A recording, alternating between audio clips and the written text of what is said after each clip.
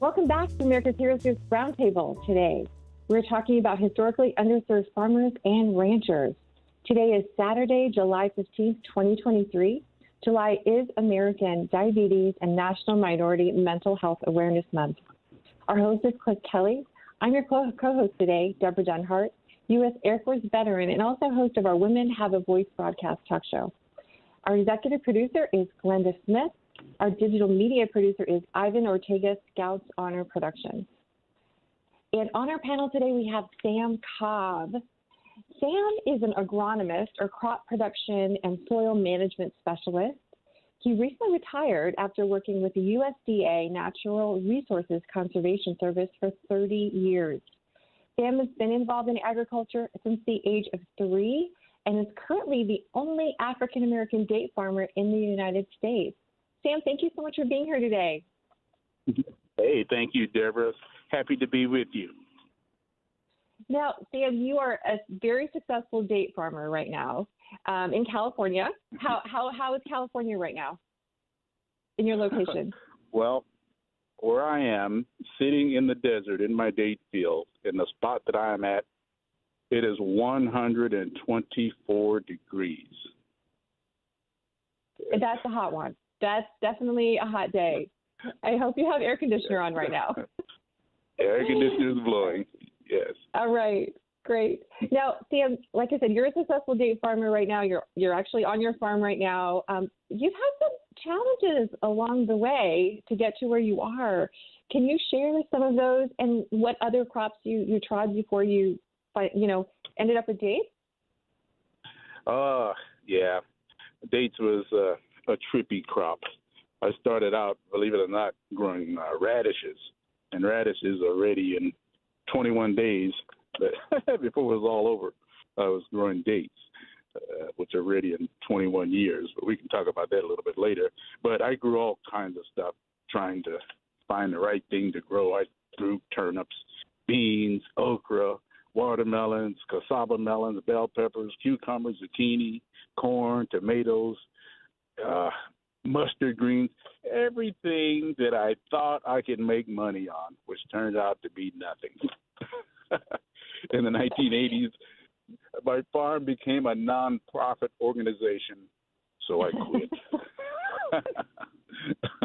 Yes, you went bankrupt, right, at one point?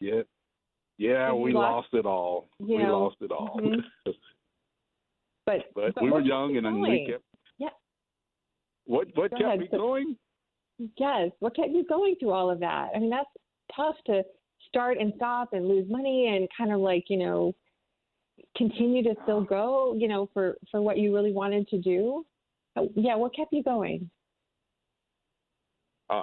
Well, I'll be more kind and remember that this is a back and forth conversation. I'm sorry for talking over you. Well, what kept me going through those tough times in the 80s, after going under,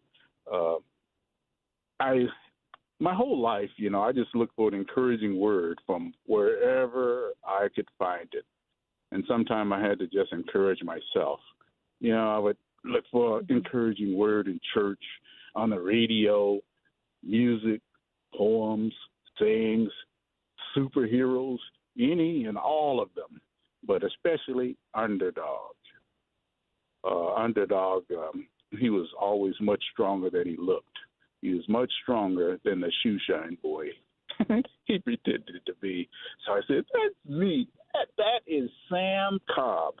I am much stronger than I look.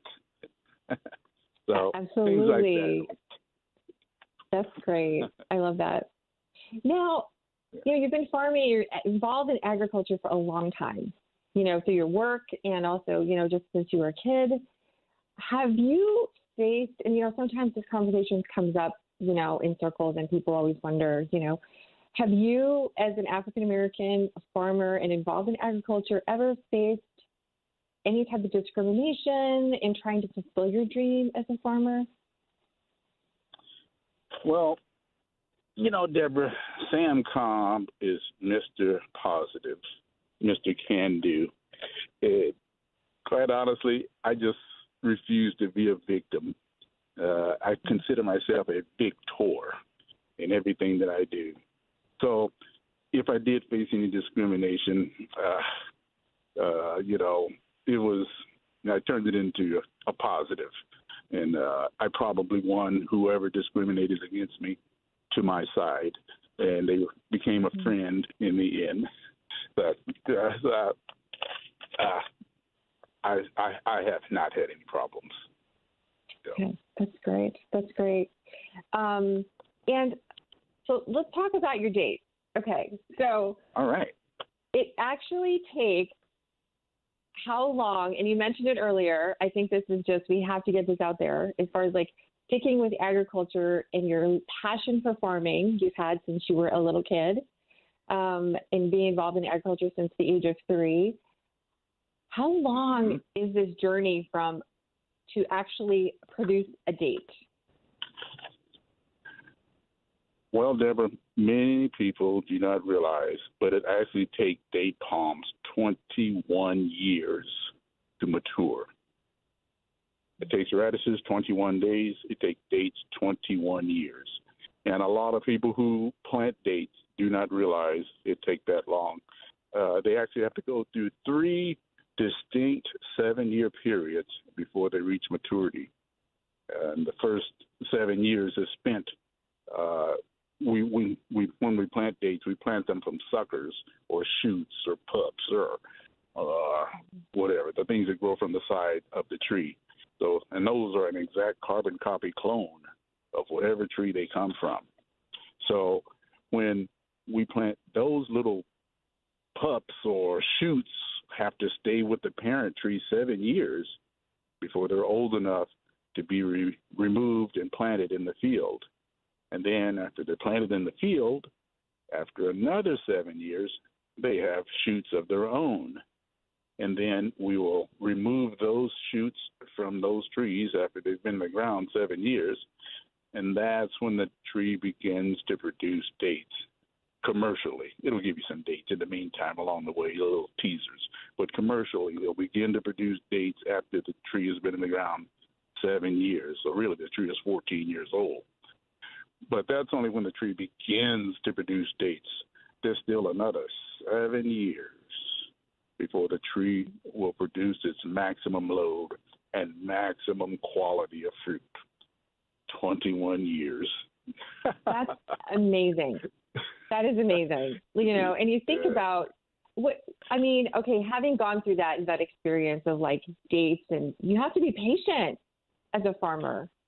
Right? Indeed. What are some of the Absolutely. you have to, and it's not easy, right? I mean, you faced a lot of different things, but who influenced you into going into agriculture when you were younger, or is there anyone that that stands out that kind of drew you in, kind of pointed you in this direction?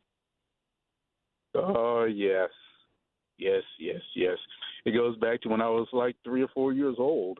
I can remember standing on my parents' front porch, looking out and seeing tractors pass by. And I remember this old guy named Willie Brewer. He was born in 1919. I know that because he always told everyone. He was born in 1919. And so Willie Brewer, he was from Texas. And I can remember when I was 3 years old. I was born in 1962, so 2, 3, 4, 5, 6.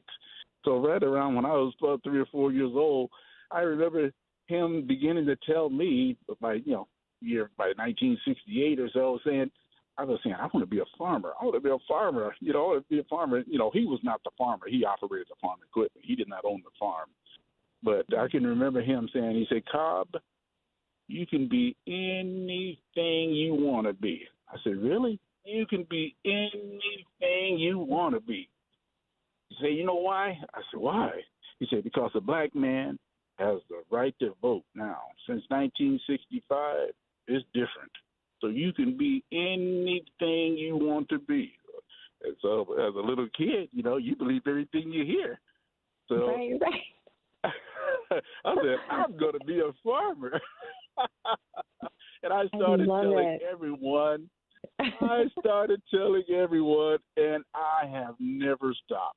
never, never, never stopped. That's why I say I've been in the agricultural field, the study of agriculture, for 58 years. Wow. Ever since I was 3 years old. And the passion has never left me. And from that, you went to college, right? Out of high school, were involved in agriculture even in high school. And I think that's really important to point out that, showing children at a young age, how to garden, how to, farming, teaching them young, and look at how that affected your life, having this passion. No matter what happened, you continue to have this passion. But I guess that kind of goes into, do you have any, thing that you would say to other people interested in farming or, wanting to, glean from your experiences? Do you have any messages for any of our audience who might be interested in that? Well, if anyone is interested in agriculture or in farming, I would encourage them to get started on their journey today. And what I would encourage them to do, if you'd like to be a big-time farmer sometime, you may start out with just a small-time garden. So get the garden grow the best garden you can. And that's how I started. I started out with a garden, growing beans and popcorn right from the kitchen. And I would encourage people to begin to study what it is you might be interested in growing. Find out everything you can about that. And then, slowly build up. One day you may want to buy some land. Find out everything about any crop you want to grow: corn, beans, squash, cranberries, blueberries, dates, in the case I am now, greens, whatever. Find out everything you can about that crop, where it's grown, how it's managed, and everything. Study markets and buy tools and get ready and find a mentor. And if you can't find one, contact me. So I love it. That's what I would say. Great. That's what I would say. That's awesome. I love that. That's so true, And again, knowledge is power, right? So you went to school, you studied, science. I mean, you studied soil management, and there are degrees out there in agriculture. There are lots of degrees out there. Soil scientists, there's so many different pieces to this. So, and really, without agriculture, we don't have food. Right, Sam? I mean, it's important. We have to have food. What was the question? You said we don't have food, or we need to have it? I said without agriculture, we don't have food. Amen to that. You're right. We are done. Critical. Right. I mean, it comes from the ground. So that's important. I used to have a bumper sticker on the back of my pickup truck in the late 70s. Oh, I was so proud of that bumper sticker because I wanted to be a farmer. It said, "When you sit down to dinner, remember a farmer." I was so proud of that bumper sticker. That was me. When you sit down to dinner, remember a farmer. That is great. I want a bumper sticker that says that. I definitely want one of those. Now, how many acres of dates do you have right now on your land? Well, my wife and I, we farm 110 acres, and we have 65 acres dedicated to dates at present. And I'm trying to leave the other 40 for my son and my grandson to develop hopefully someday. But we'll see how it goes. Hopefully they will. But we have 60 acres of dates, and we have about 20 acres that are in production now, and the other 40 acres are developing. They're moving through their 14-year process. We planted them 4 years ago. That is great. Okay. Now, how can our audience get their hands on your dates there in California? Is there a way to do that? Oh, absolutely. You can go to samcobbfarms.com online. You can get to our website and read all about me, and you can go to the products page and you can check out a few of the products. Now, we have more dates than what are listed up there. So if you're wondering and curious about some other stuff we may have, just call the farm. at 760-861-1664. And I will answer the phone myself. And you can talk to me, and I'll tell you what we have. We also take phone orders, and we're set up for credit cards and all that good stuff. And I do want to mention you have a very special date, black and gold. Oh, yeah. Developed. That's very unique to Sam Cobb Farms. Yes, black gold is only available at Sam Cobb Farms. Yeah, we found the tree on the side of the road and developed it over the next 20 years and had the name and the date trademarked. So. And, that just shows such creativity on your part to, you noticed it while you were on the side of the road. You just said, there's a date and then. Go ahead. I kept my eyes open and used my education. So really my education is paying. Every day my education pays. With my degree in agronomy and agricultural education, I use the information I gained in school every day, especially in the desert. I'm an irrigation water management specialist, or used to be with the USDA, among other things. And I use those skills all the time. Again, knowledge, right? You learned it, you found out about it, you did research. And you are not alone on your farm. You don't have it, it's you and your wife, right? Yes, my wife, Maxine, is my business partner.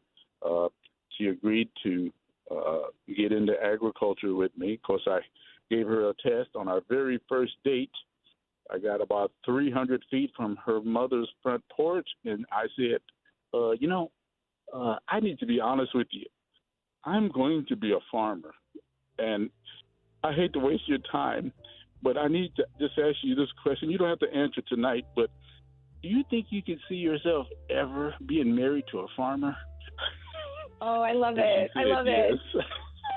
I love that. So, we have about a minute left, really quick. We have about a minute left, but I just wanted you to share. You had mentioned a song that kind of impacted your life. Can you share that really quick? Oh, yeah. Back in the 80s, we were having all kind of financial trouble just trying to get started, and we wound up going bankrupt.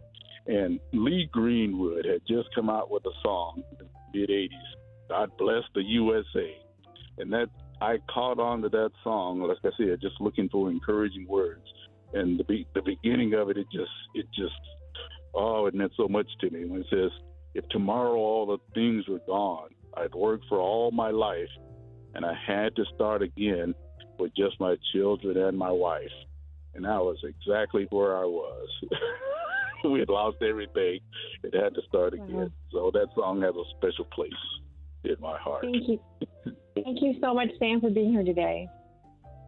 Hey, you're welcome, Debra. Thank you. I hope this thing goes viral for you. I sure enjoyed time with you today. You're wonderful. Thank you so much. Stay tuned. We'll be back with more with America's Hero Fruit.